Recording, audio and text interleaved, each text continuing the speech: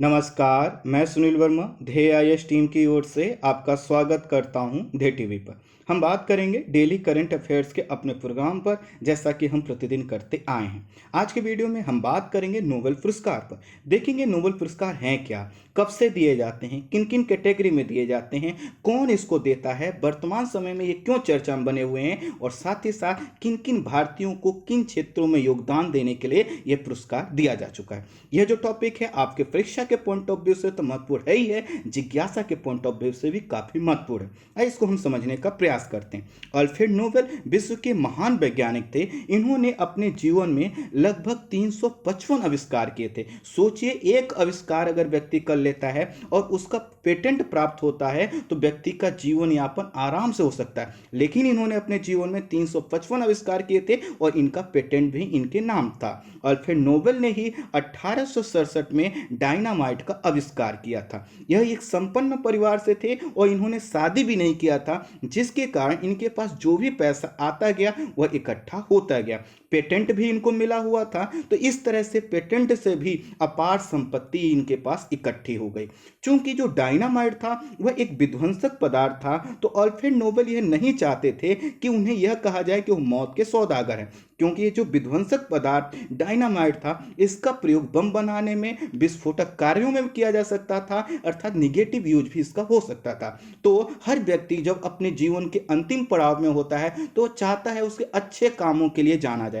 इसीलिए अपनी मृत्यु से एक साल पहले 1895 में अल्फ्रेड नोबेल ने एक वसीयत लिखी, जिसमें उन्होंने लिखा कि उनकी संपत्ति का 94% हिस्सा मानवता के लिए कार्य करने वाले लोगों को सम्मानित करने में खर्च किया जाए। और इसका उद्देश्य यह था कि जब मानवता के लिए कार्य करने वाले लोगों को सम्मानित किया जाएगा तो ऐसे लोग इस सम्मान को प्राप्त करने के लिए और अधिक प्रयास करेंगे, और साथ ही साथ मानवता के लिए कार्य करने वाले लोगों का प्रतिशत बढ़ेगा, और साथ ही साथ मानवता के लिए पूरा विश्व समुदाय प्रयास करेगा। तो इसी उद्देश्य के तहत कि उन्होंने कहा कि हम तो जा रहे हैं, लेकिन हम चाहते हैं कि जो वसीयत छोड़कर जा रहे हैं, जो अकूत हम संपत्ति छोड़कर जा रहे हैं, उसका प्रयोग किया जाए, उससे पुरस्कार दिया जाए। ये नहीं चाहते थे कि इन्हीं के नाम पर दिया जाए, लेकिन फिर भी चूंकि पैसा ये छोड़कर जा रहे थे और ये पूरा कॉन्सेप्ट इन्हीं का था, तो इसलिए कहीं ना कहीं यहीं से जर्नी प्रारंभ होती है कि ये जो नोबेल प्राइज होते हैं यहीं से प्रारंभ होते हैं। सम्मानित करने के लिए इनके पैसे का जो ब्याज है उसका प्रयोग किया जाना था, जो पेटेंट से पैसा प्राप्त होगा उसका प्रयोग किया जाना था। जो पैसा था वो स्वीडिश बैंक में जमा था, और इस जमा पैसे का प्रयोग करने के लिए लिए किसी फाउंडेशन की जरूरत थी जो ये पुरस्कार वितरण कर सके, और इसी के लिए नोबेल फाउंडेशन बनाया गया 29 जून वर्ष 1900 में। अर्थात 19 जून वर्ष 1900 में क्या किया गया, नोबेल फाउंडेशन की स्थापना की गई, और इसको जिम्मेदारी क्या दी गई कि यह जो अल्फ्रेड नोबेल का पैसा है इसको जो है कि वितरित किया जाए। किन लोगों पे खर्च किया जाए, उन लोगों को सम्मानित करने में जिन्होंने मानवता के लिए अच्छा कार्य किया है। प्रश्न आया आखिर किन किन, ऐसे निर्धारण कैसे होगा कि किन लोगों को सम्मानित किया जाना है, तो इसके लिए 5 कैटेगरी बनाई गई।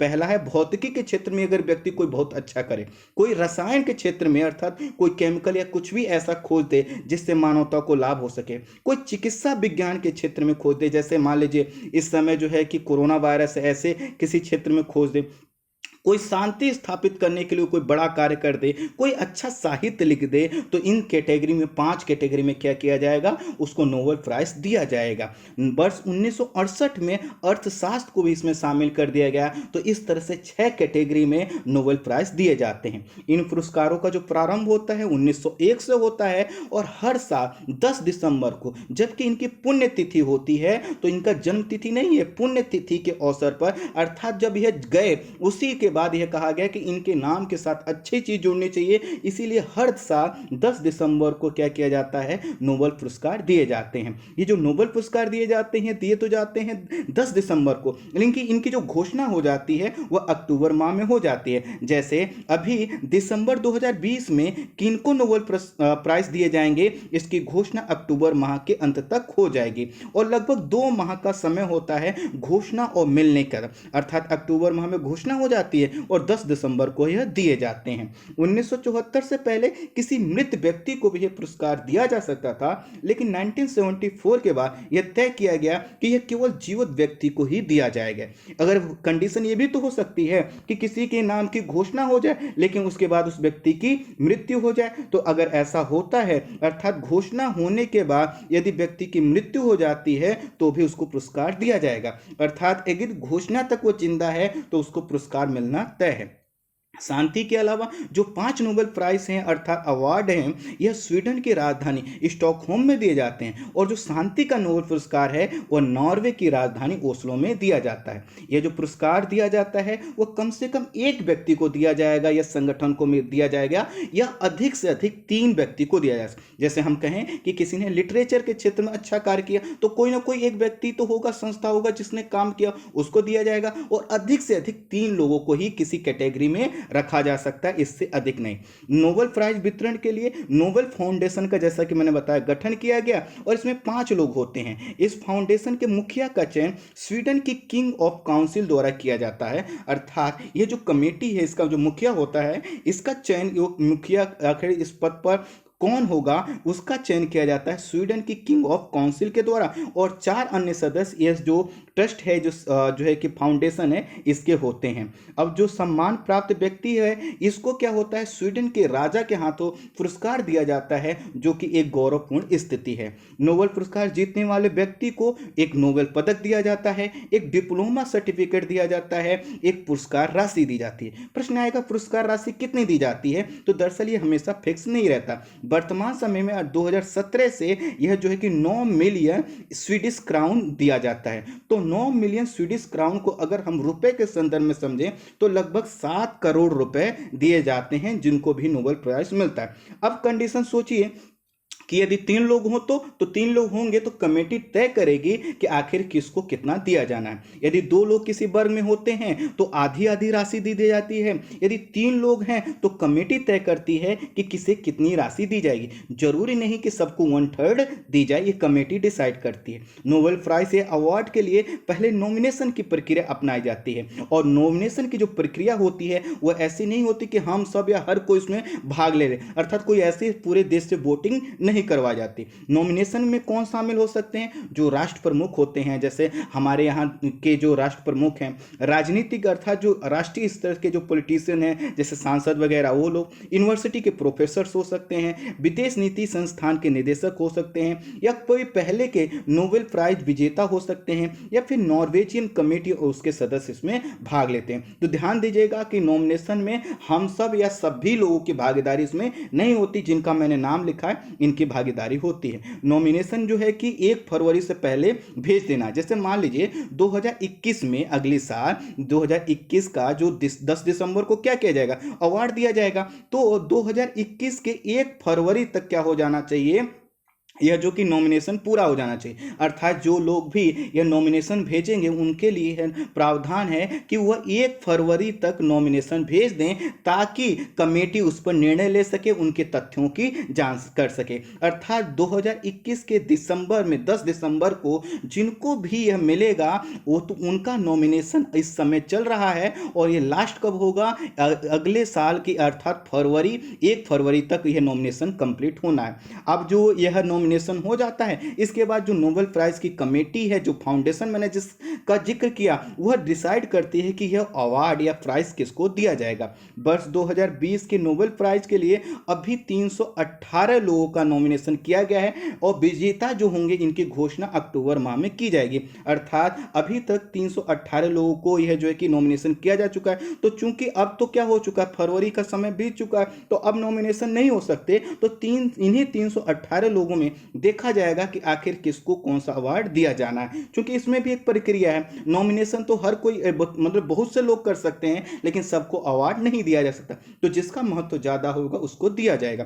पहला जो नोबेल का शांति पुरस्कार, हमें यहां पर बात करना है, केंद्र में है हमारे शांति पुरस्कार, वही चर्चा में बना हुआ है। तो पहला जो नोबेल शांति पुरस्कार दिया गया था वो 1901 में रेड क्रॉस के संस्थापक जियां हेनरी डुनांत और फ्रेंच पीस सोसाइटी के संस्थापक फ्रेडरिक पेसी को संयुक्त रूप से दिया गया था। तो पहला जो नोबेल पुरस्कार दिया गया है वो देखिए, रेड क्रॉस एक संस्था है, और फ्रेंच पीस सोसाइटी भी क्या है, एक संस्था है। इन्हीं के संस्थापकों को संयुक्त रूप से दिया गया। जो नोबेल अवार्ड होते हैं या नोबेल प्राइज होते हैं, समान कैटेगरी के होते हैं, लेकिन जिस नोबेल प्राइज की सबसे ज्यादा चर्चा होती है वह है शांति के लिए दिया जाने वाला शांति का नोबेल पुरस्कार। हाल ही में क्या हुआ है, नॉर्वे के एक सांसद क्रिश्चियन ताइब्रिंग-जेदे, इंग्लिश में इसका नाम लिखा हुआ है, इन्होंने अमेरिका के राष्ट्रपति डोनाल्ड ट्रंप को अगले साल के शांति के क्षेत्र में दिए जाने वाले नोबेल पुरस्कार के लिए नॉमिनेट किया है। अर्थात वर्ष 2021 में जो शांति के लिए नोबेल पुरस्कार दिया जाना है उसमें किसको इन्होंने नॉमिनेट किया है, डोनाल्ड ट्रंप को। और ये व्यक्ति कौन है, नॉर्वे के एक सांसद हैं क्रिश्चियन ताइब्रिंग-जेदे। इस नॉमिनेशन का आधार इन्होंने यह बताया है कि ट्रंप द्वारा हाल ही में इजराइल और यूएई के बीच कराया गया समझौता ऐतिहासिक समझौता है, और इससे मध्य पूर्व के क्षेत्र में जो शांति स्थापित करने में काफी सहयोग मिलेगा, और मध्य पूर्व क्षेत्र के शांति में इसका काफी बड़ा योगदान आने वाले समय में देखने को मिल सकता है। वर्ष 2018 में भी ताइब्रिंग ने डोनाल्ड ट्रंप को नॉमिनेट किया था।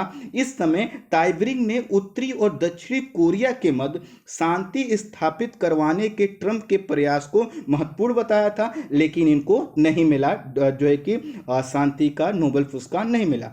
और अब जो है कि इन्होंने फिर से क्या किया है, डोनाल्ड ट्रंप को नॉमिनेट कर दिया है। यह कहते हैं कि मैं डोनाल्ड ट्रंप का बहुत बड़ा प्रशंसक नहीं हूं, लेकिन जो इजराइल और यूएई के बीच समझौता करवाया इन्होंने, ये काफी महत्वपूर्ण है। इसलिए उन्होंने ये भी कहा है कि वो क्या बोलते हैं क्या करते हैं हमें इससे मतलब नहीं रखना चाहिए, लेकिन जो समझौता उन्होंने करवाया वो महत्वपूर्ण है। लेकिन अब जो है कि डोनाल्ड ट्रंप के बात पर मुहर और लग गई है। अब व्हाइट हाउस की तरफ से भी कहा गया है कि डोनाल्ड ट्रंप इसके हकदार हैं, क्योंकि यूएई और इजराइल के मध्य करवाया गया समझौता कई दशकों के बाद कराया गया एक महत्वपूर्ण समझौता है। संयुक्त अरब अमीरात और इजराइल ने 13 अगस्त को घोषणा की थी कि वे पूर्ण राजनयिक संबंध स्थापित करेंगे, और दोनों देशों के द्वारा आगे बढ़ते हुए 31 अगस्त को पहला दोनों देशों के बीच वाणिज्यिक उड़ान को भी प्रारंभ कर दिया।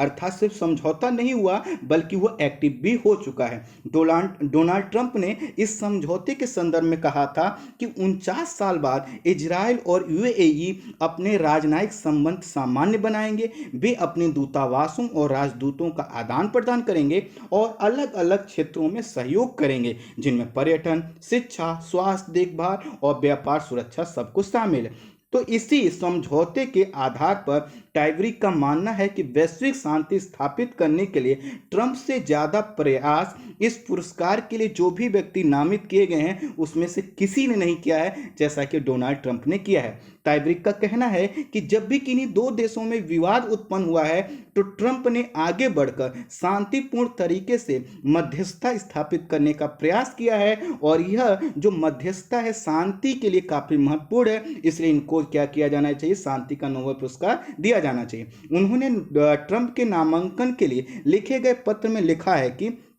वह इस पुरस्कार को तीनों जो डोनाल्ड ट्रंप हैं वह इस पुरस्कार की तीनों पात्रताएं पूरी करते हैं। उन्होंने किसी तरह से सशस्त्र संघर्ष को बढ़ावा नहीं दिया है किसी क्षेत्र में, ना ही उन्होंने युद्ध की पहल की है और उन्होंने हमेशा शांति के लिए बातचीत के जरिए समझौते का प्रयास किया है। इस कारण उनको क्या किया जाना चाहिए, शांति का नोबेल दिया जाना चाहिए। उन्होंने ये भी जोड़ा कि ट्रंप ने मध्य पूर्व के देशों में नाटो और अमेरिकी सैनिकों की संख्या कम की है और सैनिकों की संख्या कम करके बातचीत की पहल को आगे बढ़ाया है, शांति स्थापित किया है। जो है टाइब्रिक ये भी कहते हैं 39 साल से अमेरिका के राष्ट्रपति या तो अमेरिका को युद्ध की स्थिति में ले जा रहे थे या अमेरिका को सशस्त्र विवाद में उलझा रहे थे। ट्रंप ने इसे समाप्त किया है और इस तरह से अगर देखा जाए तो यह काफी महत्वपूर्ण है टाइब्रिक के हिसाब से।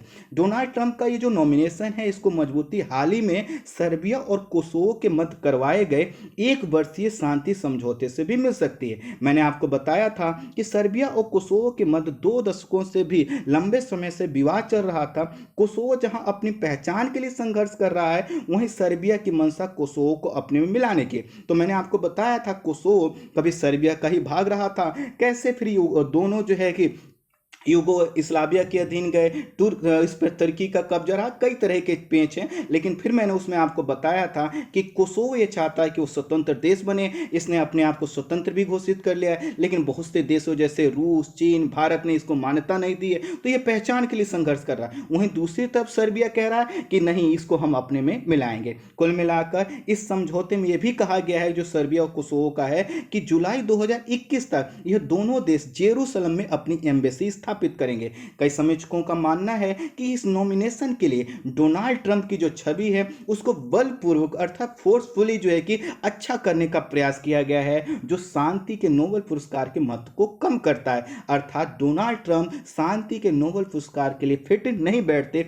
ऐसा समीक्षकों का मानना है। समीक्षक ये भी देखते हैं कि शांति के नोबेल पुरस्कार के लिए दुनिया में किसी ऐसे व्यक्ति को दुनिया देखना चाहती है जिसका योगदान प्रत्यक्ष रूप से शांति स्थापित करने में रहा हो। डोनाल्ड ट्रंप की जो छवि है वो कम गंभीर नेता की है और उनके कार्यकाल में तो कई प्रकार के तनाव बढ़े हैं, फिर उनको शांति का नोबेल पुरस्कार कैसे? प्रश्न आएगा कौन से तनाव? तो आप देखिए, हिंद प्रशांत क्षेत्र में तनाव बढ़ा है, चीन के साथ उनका ट्रेड वॉर लंबा खिंचा है, तुर्की और सीरिया अन्य देशों के साथ उनका विवाद बढ़ा है। तुर्की तो नाटो का ही सदस्य है लेकिन तब भी उसके साथ विवाद बढ़ा है। सीरिया में जिस तरह से अमेरिका पीछे हटा वो भी जो है कि आलोचना था। भारत चीन के बीच जो तनाव है उसमें अमेरिका कुछ नहीं कर पाया। चीन और ऑस्ट्रेलिया के बीच में जो विवाद चल रहा है उसमें भी वो क्या कर रहा है, क्वाड ग्रुप को लेकर आगे बढ़ रहा है लेकिन खुद कुछ नहीं कर पा रहा। उत्तर कोरिया और दक्षिण कोरिया का विवाद अभी भी अनसुलझा है। अफ्रीका महाद्वीप में जो इस्लामिक स्टेट है अर्थात ISIS है उसका प्रभाव बढ़ रहा है न कि कम हुआ है।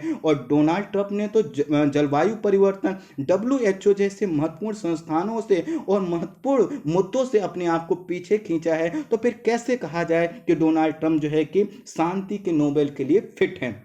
साथ ही साथ रूस के साथ जो तनाव है वो बना हुआ है और चीन के साथ तो तनाव अमेरिका के क्या हो चुके हैं, अपने चरम पे पहुंच चुके हैं। तो कैसे शांति का नोबेल पुरस्कार डोनाल्ड ट्रंप को दिया जा सकता है? साथ ही साथ कहा जा रहा है कि अमेरिका में अश्वेतों के साथ हिंसक घटनाएं बढ़ी हैं तो ट्रंप प्रशासन ने जो शरणार्थियों का मुद्दा है उस पर भी बहुत प्रभावी कदम नहीं उठाया। कुल मिलाकर ट्रंप के नाम के साथ कई प्रकार के विवाद और चुनौतियां अभी भी बनी हैं जिसके वजह से शांति का नोबेल पुरस्कार नहीं दिया जाना चाहिए कुछ समीक्षकों। बाकी मैंने आपको ऊपर बताया कि किन किन आधारों पर वह दावेदारी पेश कर सकते हैं और एक मजबूत उम्मीदवार बन सकते हैं नोबेल प्राइज के। यदि डोनाल्ड ट्रंप को यह अवार्ड दिया जाता है तो ऐसे 5वें व्यक्ति होंगे जो अमेरिका के राष्ट्रपति भी रहे हों और उनको नोबेल पुरस्कार भी दिया गया है। कौन से लोगों को दिया जा चुका है यह पुरस्कार? रूजवेल्ट को 1906 में, वुड्रो विल्सन को 1920 में, जिमी कार्टर को 2002 में और बराक ओबामा को 2009 में दिया जा चुका चुका है। वर्ष 2019 का जो शांति का नोबेल पुरस्कार दिया गया था वह इथियोपिया के प्रधानमंत्री अबी अहमद अली को दिया गया था। इन्होंने अपने पड़ोसी देश इरिट्रिया के साथ 20 वर्षों से चले आ रहे युद्ध का अंत किया था। किसने? इथियोपिया के जो प्रधानमंत्री अबी अहमद अली थे। इन्होंने इरिट्रिया के साथ जो गृह युद्ध था उसको समाप्त किया था। और इस तरह से जो हॉर्न ऑफ अफ्रीका है, तो ध्यान दीजिएगा, हॉर्न ऑफ अफ्रीका आप मैप में देखिए, उसको थोड़ा सा उनके देशों को देख लीजिए, तो हॉर्न ऑफ अफ्रीका में शांति और मित्रता के एक नए युग का प्रारंभ किया था, इसलिए इनको दिया गया तो दुनिया को अच्छा लगा। ठीक इसी तरह से वर्ष 2018 का जो शांति का नोबेल पुरस्कार दिया गया था वह कांगो के डॉक्टर डेनिस मुक्वेगे और आईएस के आतंक का शिकार हुई रेप पीड़िता जो थी नादिया मुराद, उनको नोबेल जो है कि शांति का दिया गया था। तो इन लोगों को जो दिया गया था, तो चयन समिति ने कहा कि दोनों ही विजेताओं को युद्ध के क्षेत्र में यौन हिंसा कई हथियार की तरह इस्तेमाल किए जाने की मानसिकता के खिलाफ इन्होंने संघर्ष किया था और यौन हिंसा के खिलाफ सर्वोच्च योगदान को देखते हुए इन्हें शांति दिया गया। तो दुनिया को अच्छा लगा कि हाँ, यह तो जो है कि वास्तव में यह जो कि शांति के नोबेल पुरस्कार को डिजर्व करते हैं। लेकिन डोनाल्ड ट्रंप के साथ ऐसा नहीं है। वर्ष 2017 का जो शांति का नोबेल पुरस्कार दिया गया था वह एंटी न्यूक्लियर अभियान के लिए आई कैन, अर्थात इसको अगर हम पूरा करें तो international campaign to abolish nuclear weapons को मिला था। वर्ष 2016 का जो शांति का नोबेल पुरस्कार था वह कोलंबिया के राष्ट्रपति जुआन मैनुएल सांतोस को दिया गया था। और वर्ष 2014 का जो पुरस्कार था वह कैलाश सत्यार्थी और मलाला यूसुफजई को संयुक्त रूप से दिया गया था। वर्ष 2013 में रासायनिक हथियार निषेध संगठन OPCW को और 2012 में यूरोपीय संघ को दिया गया था। मैंने इतना ही लंबा जिक्र इसलिए किया, कई बार परीक्षा में आपसे मिलान करने के लिए पूछा जा सकता है, इस वर्ष भी ये पूछा जा सकता है, इसलिए मैंने बता दिया। अभी तक 10 भारतीयों या भारतीय मूल के लोगों को यह पुरस्कार मिल चुका है। तो हम जिनका नाम बताएंगे या तो भारतीय हैं या भारतीय मूल के लोग हैं, उनको मिल चुका है। रविन्द्रनाथ टैगोर पहले व्यक्ति थे, 1913 में इनको पुरस्कार दिया गया साहित्य के क्षेत्र में कार्य करने के लिए, और यह सम्मान प्राप्त करने वाले पहले एशियाई व्यक्ति थे। दूसरे व्यक्ति थे चंद्रशेखरन वेंकटरमन, 1930 में इनको भौतिकी के क्षेत्र में यह पुरस्कार दिया गया था। और जब कहा जाता है कि जब कोई प्रकाश किसी पारदर्शी माध्यम से गुजरता है तो उसकी जो वेवलेंथ होती है उसमें बदलाव आता है, इसी को रमन इफेक्ट का नाम दिया गया और इसी के लिए इनको नोबेल पुरस्कार दिया गया। उसके बाद हरगोविंद खुराना जी को दिया गया 1968 में, और इनको दिया गया चिकित्सा के क्षेत्र में कार्य करने के लिए। अल्बानिया मूल की भारतीय जो थी मदर टेरेसा को 1979 में दिया गया। सुब्रमण्यम चंद्रशेखर को 1983 में भौतिकी के क्षेत्र में कार्य करने के लिए दिया गया। 1998 में अमरसेन को अर्थशास्त्र के क्षेत्र में कार्य करने के लिए दिया गया। त्रिनाद में जन्मे भारतीय मूल के लेखक BS नायपाल को 2001 में साहित्य के नोबेल पुरस्कार से सम्मानित किया गया। और भारतीय मूल के अमेरिकी वैज्ञानिक वेंकट रमन राधा रामकृष्णन को रसायन के क्षेत्र में कार्य करने के लिए 2009 में नोबेल पुरस्कार दिया गया। और साथ ही साथ वर्ष 2019 का अर्थशास्त्र का नोबेल भारतीय मूल के अभिजीत बनर्जी, उनकी पत्नी एस्थर डुफ्लो और माइकल क्रेमर को दिया गया। 2014 में जो है कि कैलाश सत्यार्थी का मैं पहले ही जिक्र कर चुका हूं। तो यह थे वो भारतीय जिन्होंने नोबेल पुरस्कार प्राप्त किया। तो आप समझ सकते हैं कि नोबेल पुरस्कार एक बहुत प्रतिष्ठित पुरस्कार है, और इस पुरस्कार पर वही लोग डिजर्व करते हैं जिनकी छवि, जिनके कार्य जो है कि किसी क्षेत्र में प्रमुख होते हैं। तो अब यह कमेटी को तय करना है कि क्या डोनाल्ड ट्रंप उन पैमानों पर खरे उतरते हैं या फिर नहीं। स्वाभाविक है, चूंकि नॉमिनेशन कई लोगों का हुआ है, तो हो सकता है डोनाल्ड ट्रंप को ना भी मिले, हो सकता है मिल भी जाए। आने वाले समय में देखना होगा कि आखिर इसमें क्या फैसला लिया जाता है। तो आज की वीडियो में इतना ही। Thank you so much.